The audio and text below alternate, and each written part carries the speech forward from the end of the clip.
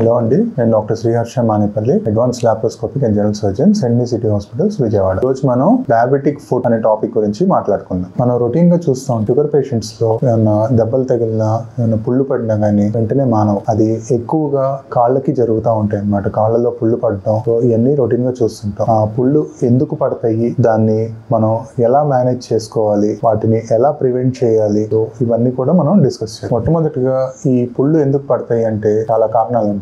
Main గా sugar patients లో first రక్తనాళాలు అనేవి, అంటే పెద్ద రక్తనాళాలు, చిన్న రక్తనాళాల్లో బ్లాక్స్ అనేవి ఏర్పడతాయి. అంటే కాలుకి వెళ్లే రక్తనాళాల్లో బ్లాక్స్ ఏర్పడడం వల్ల రక్త ప్రసరణ అనేది తక్కువగా ఉంటుంది. అది ఫస్ట్ రీజన్. సెకండ్ రీజన్ ఏంటంటే కాళ్ళకి వెళ్లే నరాల్లో స్పర్శ అనేది తగ్గుతుంది. దాన్ని peripheral neuropathy or sensory neuropathy అని చెప్పి అంటాం. ఆ వెళ్లే నరాలు ఎఫెక్ట్ అవడం వల్ల, స్పర్శ తగ్గడం వల్ల కాళ్ళకి దెబ్బలు తగిలినా, ఏమన్నా రాళ్ళు గుచ్చుకున్నా గానీ అప్పుడు ఆ టైంలో వాళ్ళకి పెద్ద తెలియదు. సో దాని వలన పుళ్ళు పడతాయి. పుళ్ళు పడిన తర్వాత ఆ క్రిములు అనేవి మనకి స్కిన్ బ్రీచ్ అయిన దగ్గర నుంచి లోపలికి వెళ్ళి ఆ ఇన్ఫెక్షన్ అనేది లోపల పాకిద్ది అనమాట. సో అలా అల్సర్స్ ఏర్పడి ఆ ఇన్ఫెక్షన్ లోపల పాకడం వలన సెల్యులైటిస్ కానీ, నెక్రోటైజింగ్ ఫేషియైటిస్ కానీ, ట్రాఫిక్ అల్సర్స్ కానీ ఇట్లాంటివి ఫామ్ అయ్యి ఈ రకంగా మనకి డయాబెటిక్ ఫుట్ అనేది ప్రెజెంట్ అవుతుంది. మూడోది, మనకి షుగర్ పేషెంట్స్ రోగ నిరోధక శక్తి అంటే ఇమ్యూనిటీ అనేది చాలా తక్కువగా ఉంటుంది. సో ఏమన్నా ఇన్ఫెక్షన్ అనేది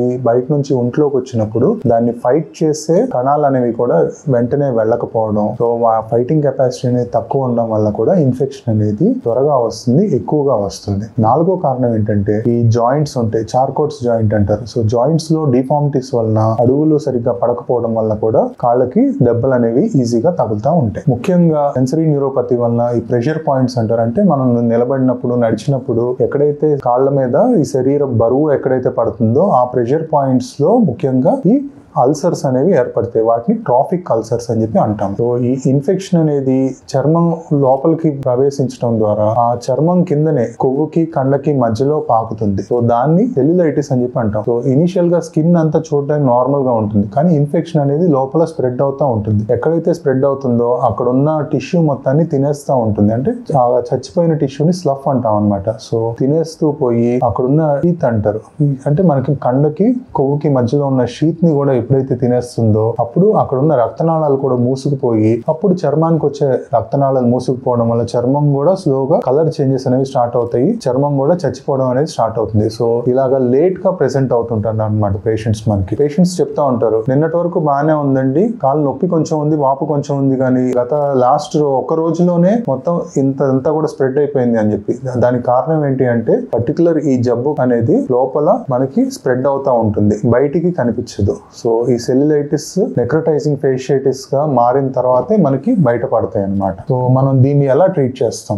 ఇప్పుడు అల్సర్స్ ఉన్నాయనుకోండి, అంటే చిన్న చిన్న పుళ్ళు, గాయాలు ఉంటే కనుక దాని చుట్టూతో ఏమైనా ఎక్సెస్ స్కిన్ ఉంటే ఆ ఎక్సెస్ స్కిన్ ని కట్ చేసుకోవాలి. ప్లస్ అందులో ఉన్న మట్టి కానీ, క్రిములు కానీ ఏమైనా ఉంటే రోజు రెగ్యులర్ గా డ్రెస్సింగ్స్ అనేవి చేసుకోవాలి. అవసరమైతే మనకి యాంటీబయాటిక్స్ అనేవి కూడా పెట్టుకోవాల్సి ఉంటుంది. అది మనం టాబ్లెట్స్ రూపం ద్వారా కానీ, ఇంజెక్షన్స్ రూపం ద్వారా కానీ పెట్టుకుంటాం. మనం అల్సర్స్ కాస్త స్ప్రెడ్ అయ్యి సెల్యులైటిస్ కానీ, నెక్రోటైజింగ్ ఫేషియైటిస్ కానీ వెళ్ళిందంటే కనుక దానికి పర్టికులర్ గా సెపరేట్ డ్రెస్సింగ్స్ ఉంటాయి. అదే నెక్రోటైజింగ్ ఫేషియైటిస్ అంటే అంత లోపల కుళ్ళింది అనుకోండి, ఆ లోపల ఉన్న కుళ్ళుని కూడా మనం మత్తు ఇచ్చి పేషెంట్ కి ఆపరేషన్ ద్వారా ఆ కుళ్ళు అంతా తీసి అక్కడ ఉన్న చీమంతా కూడా క్లీన్ చేసి, సో ఆ రకంగా మనం ట్రీట్మెంట్ అనేది చేసుకోవాలి. దీనికి తోడుగా మనం సపోర్టివ్ గా యాంటీబయాటిక్స్ అనేవి పెట్టుకుంటాము. ఆ క్రిములు పరీక్షకు పంపించి వాటికి ఏ మందులు పడతాయో సో దానికి తగ్గట్టు మనం ట్రీట్మెంట్ ద్వారా యాంటీబయాటిక్స్ పెట్టుకొని మనం ట్రీట్ చేస్తాం. సో దీన్ని డెబ్రైడ్మెంట్ అంటాము. కాళ్ళకి బాగా వాసిపోయింది అనుకోండి, సో ఆ ఫేషియా మనం షీత్ అని చెప్పుకున్నాం, దాన్ని మల్టిపుల్ ప్లేసెస్ లో ఓపెన్ చేస్తే లోపల ఉన్న నీరంతా కూడా బయటికి వచ్చేసి ప్రెషర్ పెరగకుండా, కంపార్ట్మెంట్ సిండ్రోమ్ అనేది డెవలప్ అవ్వకుండా, అంటే ఫర్దర్ ఆ కుళ్ళు కానీ, ఇన్ఫెక్షన్ కానీ పైకి స్ప్రెడ్ అవ్వకుండా మనకి హెల్ప్ అవుతుంది అనమాట. దాన్ని ఫేషియోటమీ అని చెప్పి అంటాం. వీటికి తోడుగా మనం రక్త ప్రసరణ అనేది కొంచెం పెరగటానికి, అలాగే రక్తంలో గడ్డలు అనేవి ఏర్పడకుండా ఉండటానికి, ఫర్దర్ షుగర్ లెవెల్స్ అనేవి కంట్రోల్ అవ్వడానికి సైమల్టేనియస్ గా మెడికేషన్స్ అనేవి కూడా వాడుకొని దీనికి తగ్గట్టు ఏ ఇన్ఫెక్షన్ కి తగ్గట్టు మనం ఆ యాంటీబయాటిక్స్ అనేవి పెట్టుకొని డ్రెస్సింగ్స్ రెగ్యులర్ గా చేసుకొని సర్జరీస్ అనేవి అవసరం అయితే చేసుకుంటా ఉంటే దానికి తగ్గట్టు పుండు అనేది స్లోగా మానటం అనేది మొదలవుతుంది. సో పుండు మానటం స్టార్ట్ అయిన తర్వాత స్లోగా మనకి తర్వాత ఎర్ర పుండు పడిన తర్వాత అప్పుడు కంప్లీట్ గా స్లోగా మనకి స్కిన్ అనేది దాని మీద ఏర్పడుతుంది. అదే చిన్న చిన్న గాయాలు అయితే స్కిన్ ఆటోమేటిక్ గా వాటి మీదకి వస్తుంది. పెద్ద పెద్ద గాయాలు అయితే మన తొడ దగ్గర నుంచి కానీ ఇంకెక్కడి నుంచి అయినా చర్మం తీసి ఆ ఏరియాలో మనకి ఆపరేషన్ ద్వారా కవర్ చేయాల్సి ఉంటుంది. సో ఈ స్కిన్ అనేది ఎప్పుడైతే కవర్ చేస్తామో ఫర్దర్ మన క్రిములు అనేవి లోపలికి వెళ్లకుండా ఉంటాయి. అప్పటి వరకు కూడా మనం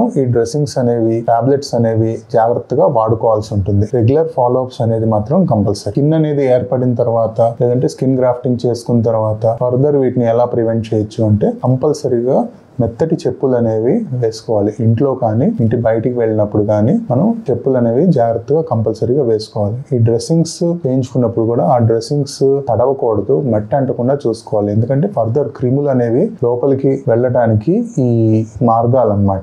వాటిని మనం ప్రివెంట్ చేయాలి. డ్రెస్సింగ్ అనేది జాగ్రత్తగా చేసుకోవాలి, స్టెరైల్ గా చేసుకోవాలి, జాగ్రత్తగా దాన్ని కాపాడుకోవాలి, జాగ్రత్తగా డ్రెస్సింగ్స్ అనేవి చేయించుకోవాలి. షుగర్ లెవెల్స్ అనేవి కూడా కంట్రోల్లో పెట్టుకోవాలి. షుగర్స్ రెగ్యులర్ గా మానిటర్ చేసుకుంటా దానికి తగ్గట్టు మెడికేషన్స్ అనేవి మార్చుకుంటా ఉంటాం. ఫర్దర్ డైట్ అనేది చాలా మేజర్ రోల్ ప్లే చేస్తుంది షుగర్ కంట్రోల్ కి.